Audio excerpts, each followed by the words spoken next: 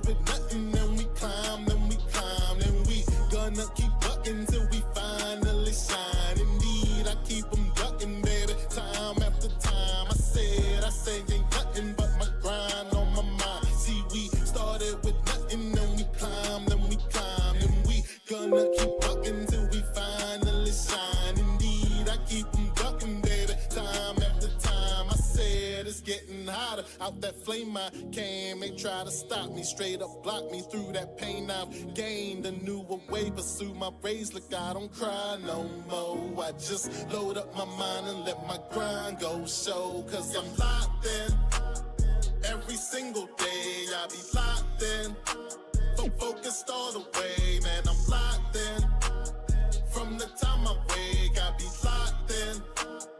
I don't need no break. Okay. Let's play. Okay. Let's play.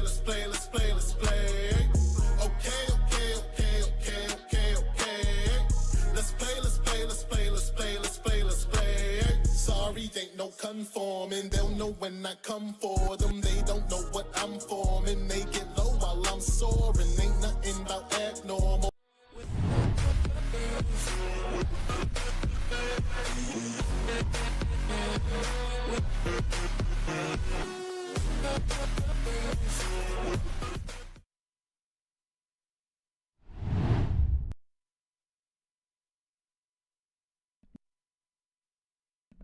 Welcome back to another episode of Sip to Tally Films. I appreciate you guys coming back. I appreciate it. And we got a few things we're going to talk about on today's show before we get into it. Shout out to everybody that's in the chat that came through early, the Noti gang that I may start to bring on back. Shout out to D Weezy, 86 Ghost, appreciate you. Daniel Berry Sports says what's up. Malik E says what's Coach E. Matt D, appreciate it. Tay got it. What's up, Flock? And Cam, what's good? I appreciate y'all for coming through. I appreciate it.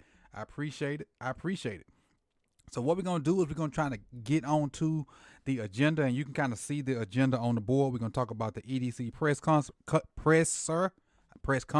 however you want to say it. We're also going to get into my combine watch list, some guys to watch the guys that I'm going to watch starting tomorrow with the on-field exercises. And we're going to get into some NFLPA grades for the Baltimore Ravens. We're going to talk about that a little bit as well. So I'm going to save John Harbaugh's part of the presser for maybe tomorrow, but really going to focus on EDC and what he did. And so I didn't want to go get the clips and play them. I wanted to get the actual words that were said out of EDC's mouth.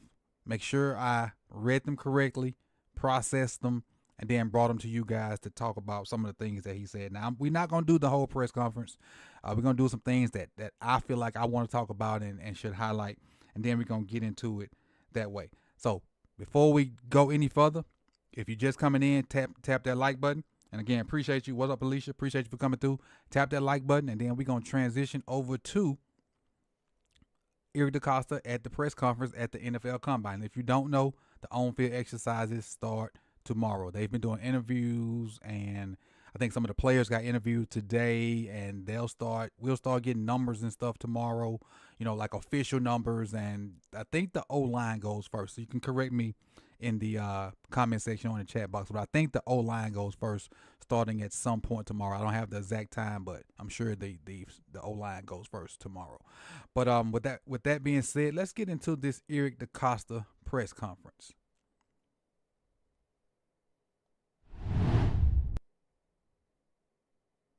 All right, that ain't what I want. I want this one.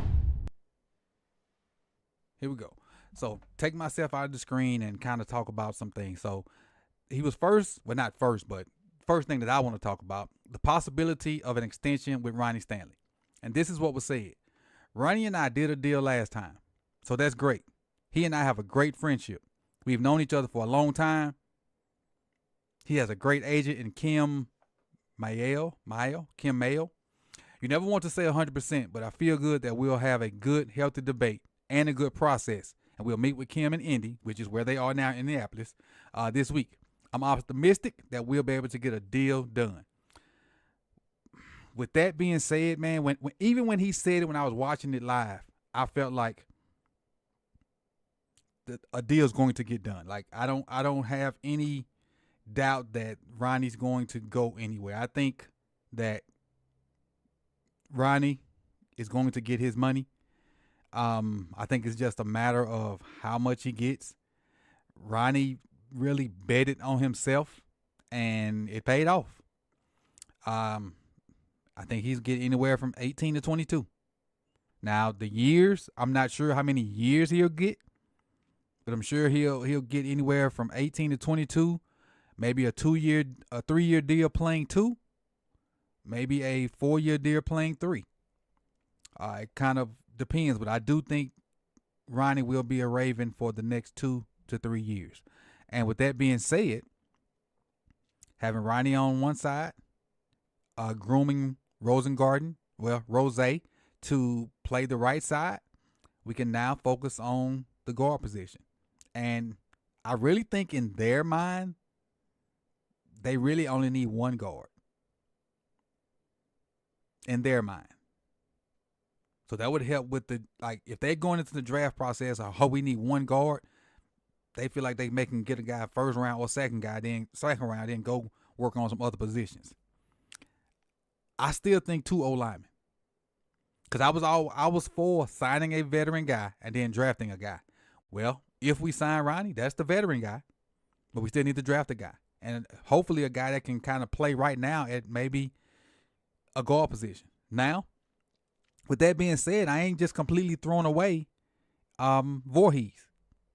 Because we all know the guy that we don't want to play is playing. We all know that. Everybody in their mama know that Falele is going to play. So we really just wasting air even talking about it.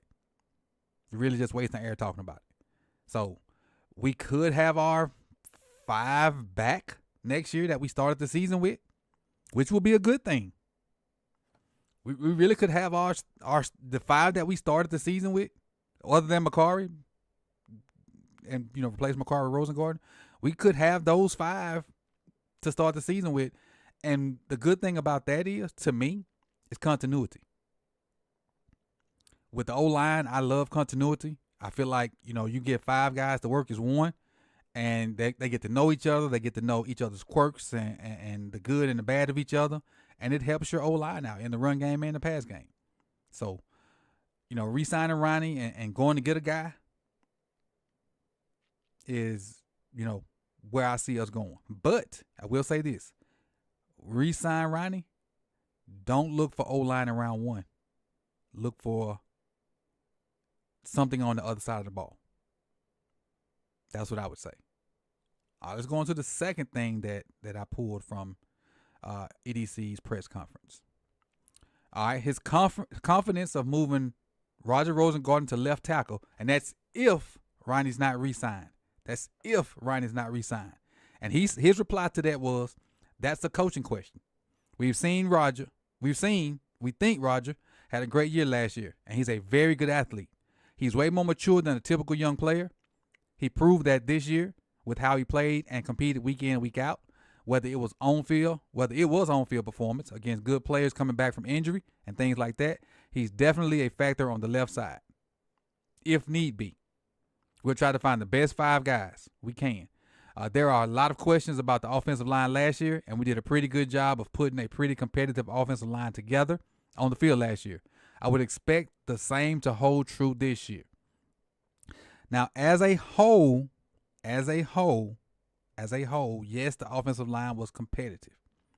Individually, maybe not, but you had 2 force players in the backfield that made up for a lot of stuff. And the reason I say this, and I say this with full confidence, you can, if a fan from another team gets a hold of this, I don't care. I'm going to stand by it. Saquon's 2,005 yards, while being super impressive, were not as impressive to me as Derrick Henry's 1,900 yards because of the way he had to get them. Derrick Henry was getting hit in the backfield and having to make cuts before he could even get the ball. All kind of stuff was happening in the back. Now, he did have some clean runs, but Saquon had a multitude of – Saquon had about 40 runs where he wasn't even touched till 15, 20, maybe even 30 yards down the field. Derrick Henry didn't have that many. He had some explosive runs, but a lot of his explosive runs come from making somebody miss or running over or falling forward. And he did have some runs where he wasn't touched, yes, so I'm not completely crapping on him, but I'm just saying. Saquon's 2,000 was less impressive than Derrick Henry's 1,900. So that's the way I feel about it. It is what it is, and that's not a shot at Saquon. That's just the way I feel about it. So it is what it is. But keep in mind, if Roger has to move the left tackle, he was a left tackle before Mike Penix was in his life, and he only played right tackle because Mike Penix was left-handed. So I think he can easily go back and play left tackle. It just may be another learning curve, which I don't really want to happen. But if it was a rookie left tackle or Rosengarten, put Rosengarten over there in my eyes over a rookie. So what do you got? Would you take one of the top left tackles and put him at left tackle, or would you rather Rosengarten move over and then put a rookie on the right side, or an older vet or somebody like that? Let me know in the comment section and in the chat box as well.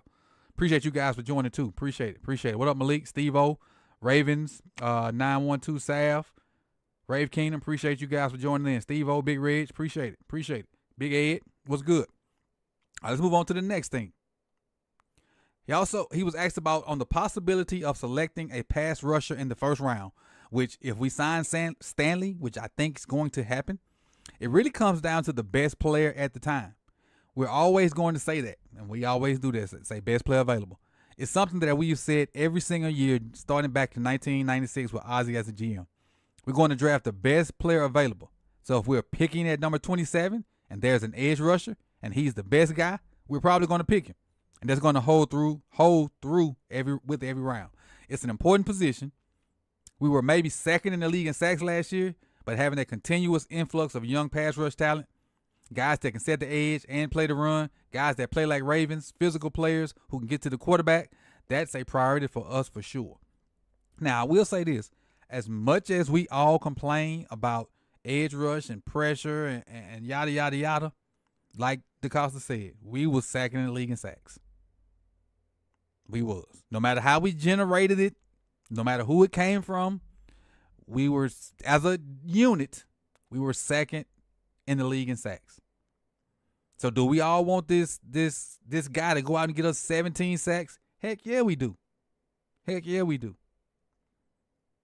But everybody can't have all them shiny things. And the reason we'll probably never have that shiny thing unless we just go pay somebody is because we're always on the upper tier of the NFL.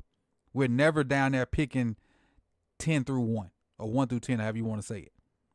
And those guys that jump out there, unless you find a gym, then there's a possibility of you finding a gym. Unless you find a gym, those guys really don't come out and get, 16, 17, 18 sacks. Maybe they pop up in a year and get it something like that, maybe even 2 years. But those guys really ain't Myles Garrett or Michael Parsons. Those guys don't go past 5, 6, 7, 8. So, I mean, now with that being said, there are some edge rushers out there that I like, a lot of them, and some D tackles too. And we'll talk about some of those guys here in a minute when I give you my who to watch for at the combine starting this week. But let's keep going with Eric DeCosta. If you're just coming in, tap that like button too, just like Stream Elements just said. Tap that like button. So he talked about on Derrick Henry's first year as a Raven. Derrick Henry is a phenomenal worker. He's a pro. He does everything the right way. The way that he practices, the way that he takes care of his body, his mentality on the field, his leadership, his talent. He's freakishly talented. His combination of size and speed. He was just the perfect player for us last year. Should have been a year and a half. He was the right addition, and he brought a lot to the table on the field, and he also off the field with intangible qualities. Sorry. We were blessed to have him, and I would expect his success last year will continue this year. So Derrick Henry was a godsend to us this year. I really think Derrick Henry was, next to Saquon, we couldn't have gotten a better back to go with Lamar. The way it worked out, it was beautiful. It was beautiful. The only downfall I see to it is maybe we could have, like, because Saquon can make guys miss in the backfield. Derrick don't really have that. Derrick needs 2 or 3 steps to get going, and then he can do his thing. The only difference is Saquon can, like, if Saquon get the ball and it's a defender right there, he can make that guy miss, then go do his thing. But other than that, I'd love the season Derrick Henry had. Like, I don't think another back could have had the season that Derrick Henry had other than Saquon. And with that being said, like, I'm fine with that. Then run it back. Just run it back again. Run it back. Appreciate you, B, for the gifted membership. Appreciate it. Let those gifts roll through. You locked in. Keep staying locked in. Let's see who got gifted. Garth Knight, Captain Spartan 04, Nick, established 1989. Keep staying locked in. Spiritual War got gifted, and The Truth got gifted. So if you guys got gifted and you're still in here, you locked in. Send a shout out to Keep staying locked in. 86 Ghosts, because you guys are officially locked in. Officially locked in. You locked in. Keep staying locked in. I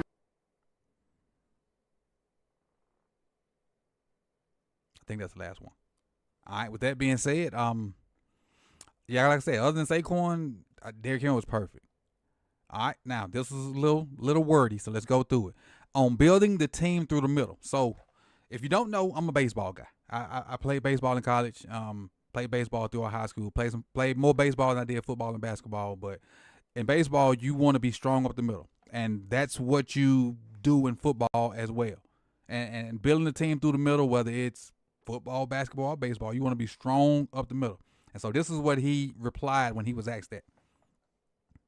I think you always want to be strong through the middle.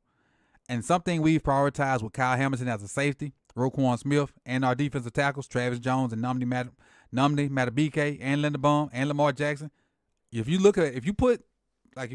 stack teams, like the teams, like if you go to PFF and you put lineup, all those guys that were named would kind of be in a row, like the middle of your defense. So that's what they mean, building through the middle.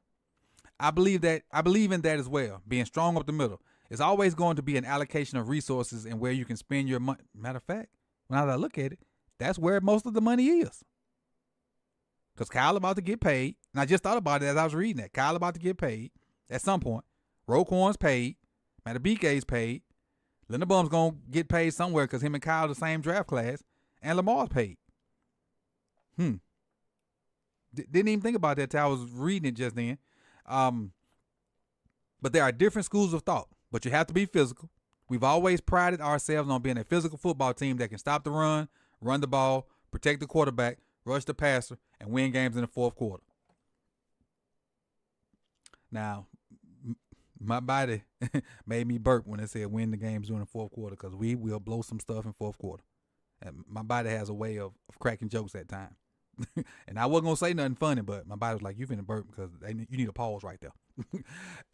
I think in this draft class, it's pretty strong. On the defensive line, you have some guys. You have some defensive ends. You do have some defensive ends. You do have some defensive linemen. And when we say defensive end, we mean outside linebacker. Basically, the edge category. So you might hear me reference outside linebacker, but other clubs might call them defensive ends. I think you have some defensive tackles that are fine prospects. I do as well. I'm going to mention some of them too. And then on the interior, we see a great number of guards that could get picked in the first and second round.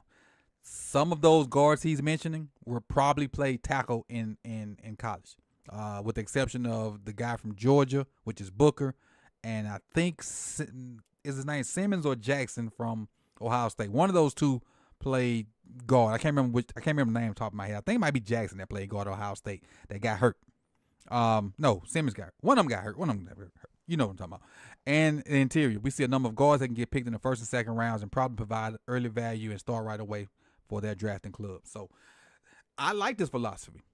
Being strong up the middle is essential to all football teams. If your center is good, your quarterback is good, you got a good defensive tackles, you got a good linebacker play, and you got good safety play, you got a winner. Because let's look at the team that won the Super Bowl. Quarterback and running back, good. Center, even though they replaced Kelsey, good. D-line, immaculate. And when I mean D-line, I mean D tackles, immaculate. Linebacker, Zach Bond was probably the free agent steal of the season.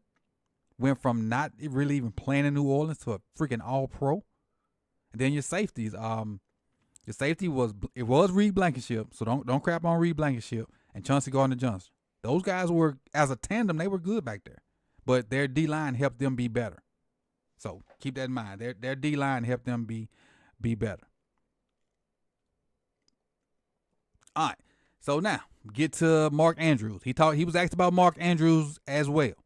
I said on Mark Andrews' future with the Ravens. And upon hearing this, I immediately thought about playing End of the Road by Boyz II Men.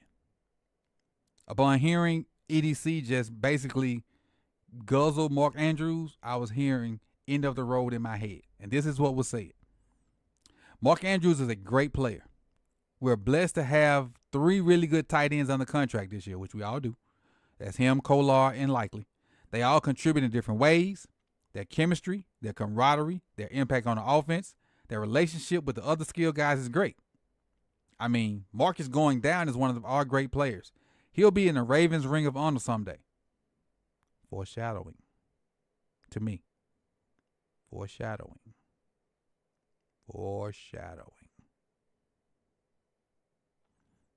I love having Mark on the team. He's an amazing player.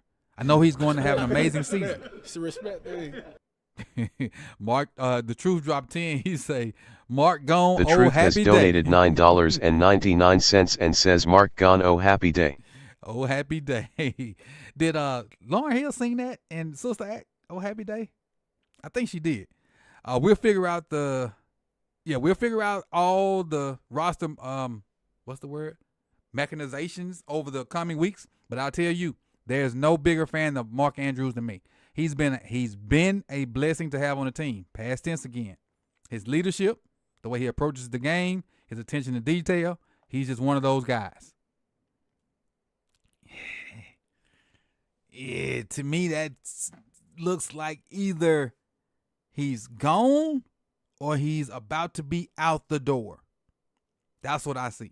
And I have no insider information. This is total gut situation. I think if somebody gives EDC the right package, Mark's out of here. I do. In a trade. Now, I don't think he's going to get cut. I think he may be asked to take a pay cut and give and have like an incentive-laden contract.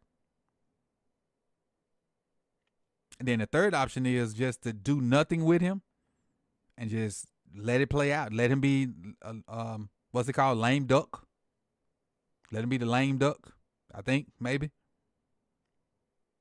But I would hope somebody would be like, hey, let me get Mark for a second or third.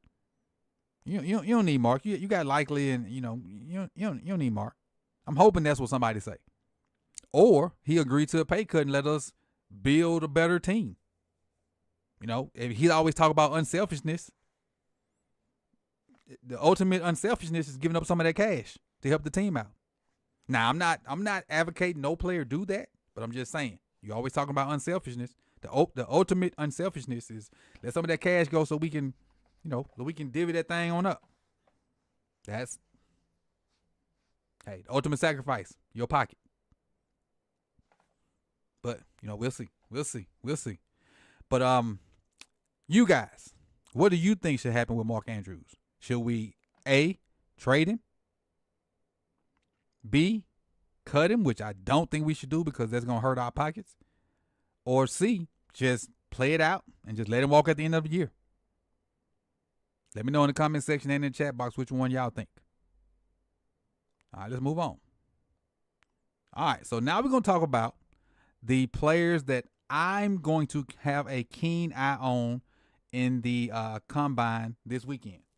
So we're going to start with the O-line guys.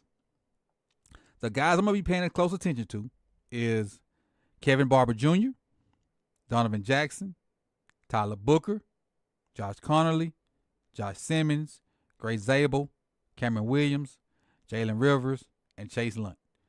I'm looking, and this is these are tackles and interior guys. I'm keeping my eyes on all these guys because I think everybody that I have up here, I think will be available at 27 or in the second round, maybe even the third round. I think Jalen Rivers is a guy that can be had in the third or fourth round. And the reason I like Jalen Rivers is because of what he did at the Senior Bowl. Me and Chris talked about him on a draft junkie show. We talked about Jalen Rivers and how I couldn't understand why he didn't have that output in the season at Miami, but he went to the Senior Bowl and was kicking butt. So I don't know if it was coaching or it was about getting that money or what.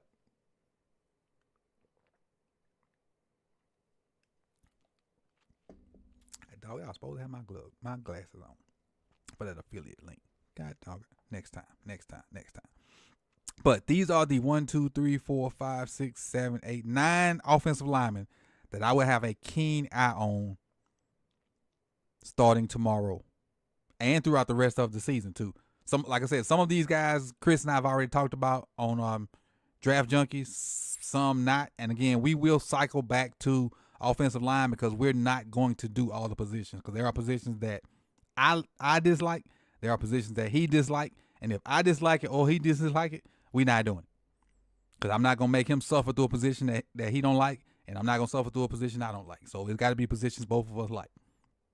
All right, let's move on to the next position. Wide receivers. So the wide receivers I'm keeping my eye on. Trey Harris, Ole Miss. We talked about him yesterday. Jaden Higgins from Iowa State. We talked about him yesterday.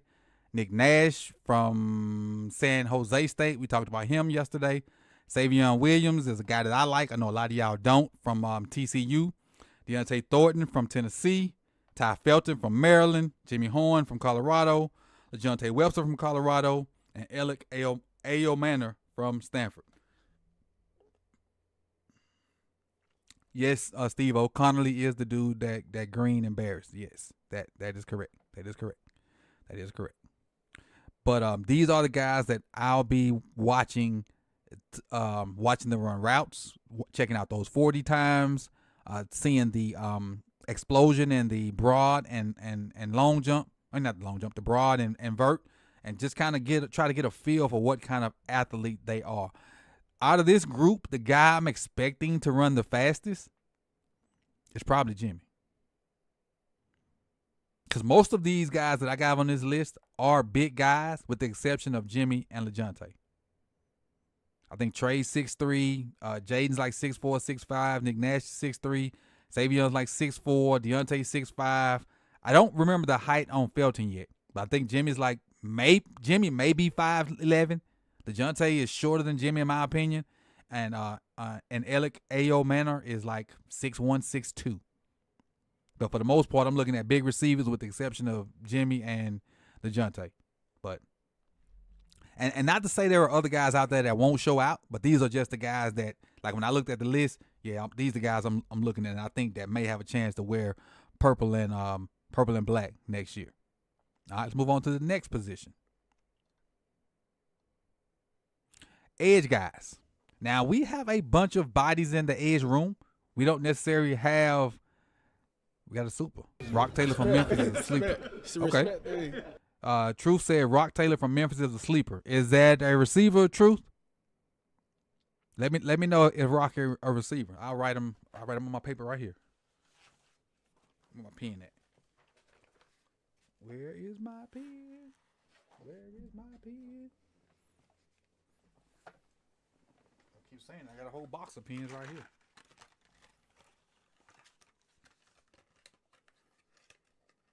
Yes. Okay. All right. What's the name? Rock Taylor. I'm gonna add him to my receivers. I'm coming. 1 second. All right. But these edge guys, like I said, it's a bunch of them out there. But these are the 6. What's the 1, 2, 3, 4? Yeah, 6 that I'm gonna keep a close eye on this week. It's Donovan Ezaraku from Boston College. James Pierce Jr. from Tennessee, Nick Skirton from Texas A&M, Braden Swinson from LSU, Baron Sewell from Texas, and I think Burch is from Oregon. I think Burgess from Oregon. Correct me if I'm wrong on that one. I think. And then lastly, I'll be looking at defensive tackles. And these are the names of the defensive tackles. Derrick Harmon, Darius Alexander, Joshua Farmer, Aeneas Peebles, J.J. Pegues, Cameron Jackson, and Ty Robinson. Now, if and I know most of y'all don't because, you know, with us covering the Ravens, though, they're probably the only Mississippian in here is probably me. But if you know anything about Mississippi football, this name Pegues holds a lot of weight. Because 9 times out of 10, they come from South Panola, which is, you know, in the past, at one point, Mississippi had won like 9 straight state championships. And at one point of those 9 straight championships, they had somebody or somebodies with the name Pegues on that team. And so that name holds a lot of weight in the state of Mississippi, and J.J. Pegues is played at Ole Miss. Now, the funny thing is, because I hadn't done my research on him yet, I don't know if he's from South Panola. I just saw that name, and I saw Ole Miss, because that's normally where their good players go, and I just assumed.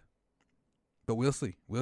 And so all these are the guys I'll be looking forward to watching this weekend in the upcoming draft. What I will say is Joe Evans, the Joe Evans from this year or Joe Evans from last year, because it is another one this year. Ed, there is another Joe Evans this year. But the Joe Evans from last year is probably a PE coach somewhere. But that's a good point, Ed. But I lost my train of thought. Messing with Ed. Where was I? Let me see what's next. The NFLPA report. So let's get into that. This is the overall grades right here for the past 3 years. So the treatment of families has, you know, kind of stayed the same. Is at C+. Food service and nutrition is a B. Weight room B+. Weight room probably 2022 was an F. Well, strength coaches there was F. But now it's a B+. Training rooms up to a B-. Training staff's B-. Locker rooms a B-. Team travel a A-. And the teams that got an F in team travel, do they put their people on Spirit or what? Because how you make all this money in the NFL and the travel is an F? They got them 300-pounders sitting on top of each other. And then the head coach a B and ownership a A. Now, we'll look at the head coach in a minute, but like in this case, head coach being a B was a bad thing, which is crazy. Because it took me a minute to wrap my head around how the grade was B, but the actual wording of what was said was kind of bad. Let's get into a few of the grades and how they transpired. So team travel, we got an A- in that. And it says 95% of the Ravens players feel they have a comfortable amount of personal space on team flights, ranking them 7th out of 32. And we all know that those guys, they really do have their own room to extend and be comfortable, because we see it on Marlowe's post-game IG Live. And some of them you've seen here. Some of you seen on Marlowe's channel. Some of you seen on Raven C's channel. But we see that those guys have ample room to stretch out, to, you know, sleep, to run Marlowe off or do whatever they need to do. Because most of the time, a lot of them already ate and watching film by the time Marlowe go live. So we can tell they have ample room. It says the players believe their team's travel schedule is somewhat efficient, a rank of 14 out of 32 teams. Older players appreciate that their head coach allows them to stay at home before home games instead of sleeping in a team hotel. Makes sense. And they just drive to the stadium, you know, be there for a certain time. Makes sense. Now, I understand if you got a young team, especially if you got a young, wild team. We going to the team hotel. Come on. You got a team full of youngsters. You got a team full of white. We going to the hotel. Park your car at the stadium, or park your car at the team facility, and get on this bus. We going to stay at the hotel, motel, Holiday Inn. Night for the game, you ain't finna have them kind of parties. Nope, you're not gonna do it. Nope. But older guys, I understand, more mature guys, and you kind of have to have a general feel of your guys. You gotta have a feel for your guys. All right, next up, ownership. They got an A out of that. It says owner Steve Bisciotti's average rating for perceived willingness to invest in the facilities is a 9.28 out of 10 from the Ravens players, a ranking of 9 out of 32 owners in the league. So he's top 10 in that. The players feel Bisciotti significantly contributes to a positive team culture, a rank 8 out of 32. The players feel Bisciotti is extremely committed to building a competitive team. That might be all he committed to doing. A team rank of 9 out of 32 owners in the NFL. And he got an A for that. 9 out of 32 teams for the ownership. So, seems like they really mess with Bisciotti when, as far as facilities and upgrades and stuff like that. And I think he upgraded the stadium again.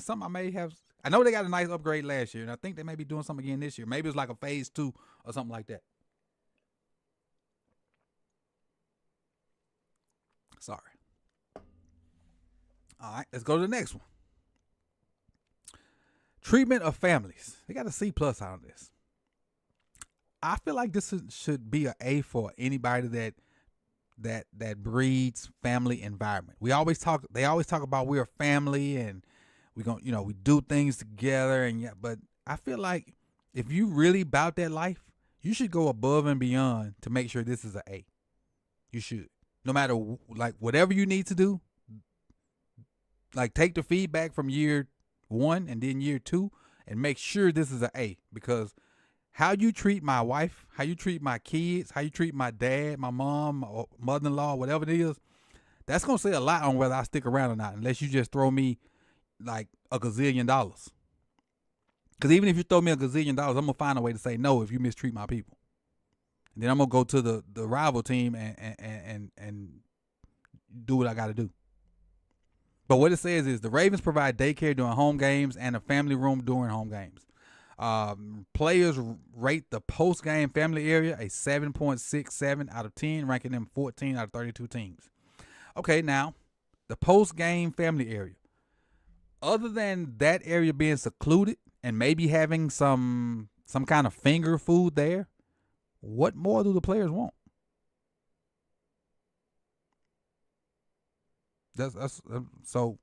Now I will question that though. Other than like a secluded area, away from fans, away from media, covered, if it's cold, a warm area, if it's warm, a cool area. I mean, what more do you want from them other than to give your family a nice place to wait for you? Not really sure. The players say team organized family events several times a year. The players say the team organizes family events several times a year, ranking them 21 out of 32. Yeah. I'm not there, so I don't know. But just having a C+ for a family environment, that really sucks, I guess. I don't know. I just got a question mark on this one. Because I don't know. And the reason I say this is because we got a behind the scenes look, a little bit of it in Hard Knocks. If you remember, it was an episode and they were featuring Kyle Van Noy. And he went to the post-game area with his family, and they kind of ended the show with it. And I didn't see anything wrong with it. Cam said maybe the rooms are old and gross. That could be it. Maybe the rooms are run down. Maybe they ain't like the offices or the facilities or something like that. So maybe that's something Bisciotti can invest in and making that room a little better. But it is what it is. All right, here we go. Head coach. Got a B out of it. And this is, like I said, this was the confusing part for me. The grade is a B, and as a teacher, B is normally good. As a teacher, B is normally good. But as it reads, 75% of the Ravens players feel that John Harbaugh is efficient with their time. So that means 3 out of the 4 players feel like the head coach is efficient with their time. Like he makes the most out of their time. But it say 28 out of 32. So that's the bottom of the league. So 75% of something, to me, is good. Is efficient is good. But it's the bottom of the league. You see how confusing that is? And I'm not trying to take up for John. I'm not trying to take up for the players. I'm just saying to me and my brain, and my brain may not work like everybody else. This math don't math to me. And again, I'm not taking anybody's side. I'm just saying, just look at the numbers. If 75% of $100 is $75, I'll take that. And if somebody don't waste my time, which just says is efficient, I would take that because I hate for somebody to waste my time. I don't have a lot of things that get on my nerves, but wasting my darn time is at the top of that list. I don't get mad about a lot of stuff, but you waste my time, just thinking about it, it's making me mad. All right, the second part of it.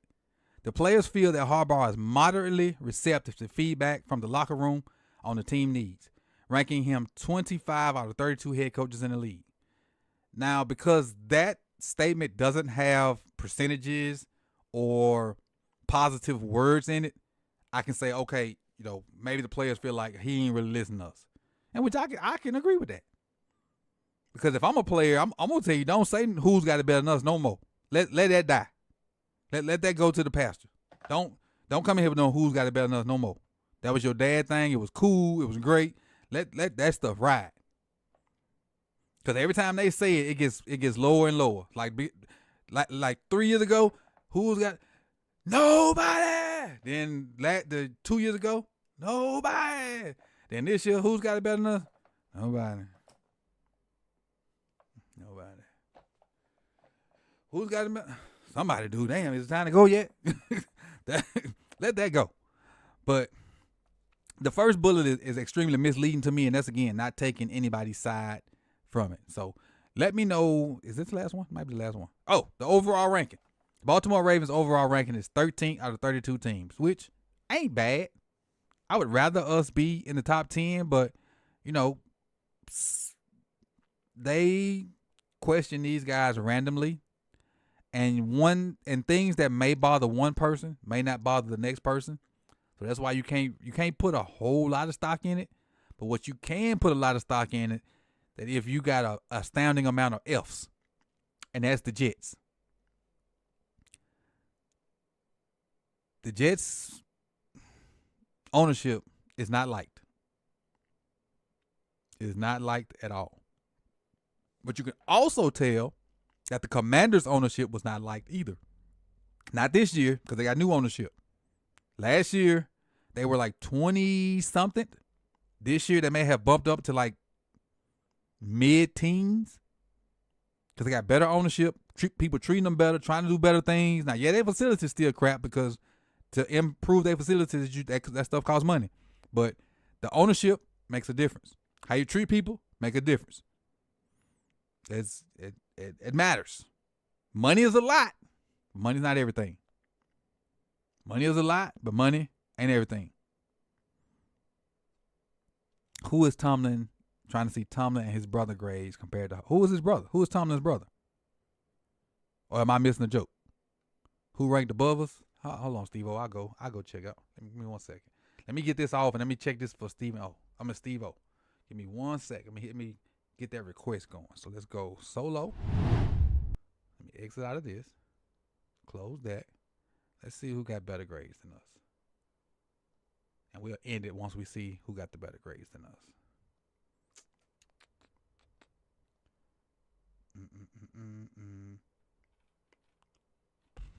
I remember where I'm going first. Give me 1 second.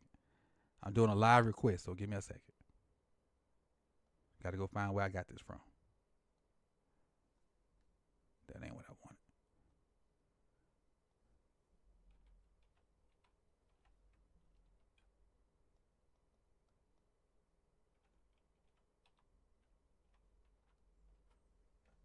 Here we go. Now we got it. Third annual. Here we go. Report cards. Here we go. Be there in 2 shakes of a lamb's tail.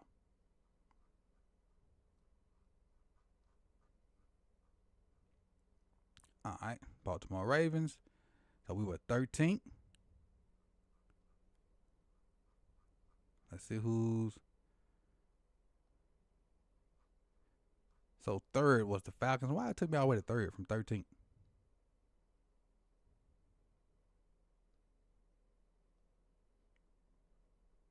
This thing wonky. So we were 13th.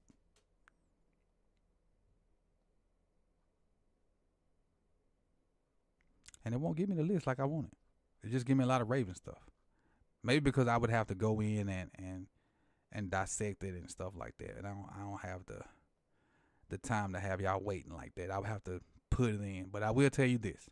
Let me go back and tell you the Falcons were third. I will say that. See if this works. Falcons is third.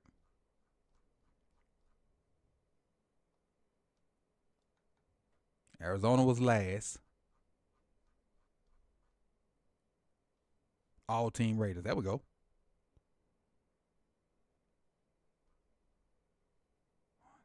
Well, nope, that ain't all team ratings. I can't get it, Steve. Oh, sorry. I can't get it. It don't give me a straight up list. Sorry. And if they do, I just don't know where to get it from. Maybe somebody else got it from me. But I can't find it. What up, Clot? What up? So with that being said, man, I appreciate y'all for coming out. You could have been anywhere in the world, but you chose to be here with me. I'm gonna jump on over to Lunch Break Hot Take, see what them guys got going on over there. So if you do go over there and kick it with Lunch Break Hot Take, let them know that Coach sent you. And be on the lookout for my video for the second channel that'll be out sometime tonight or early in the morning. So if you don't subscribe to More Sip to Tally, go check that out. It's a video about the impact of the 2024 free agent running back class. So if you're interested in just regular football, not necessarily team specific, go check out the second channel, which is called More Sip to Tally. I would appreciate it. We over 1,000 subs. Now we just got to get the watch hours up over there. So I'm working hard to try to do that. I appreciate y'all for coming out. Peace and love, y'all, and I'll see y'all soon. Peace.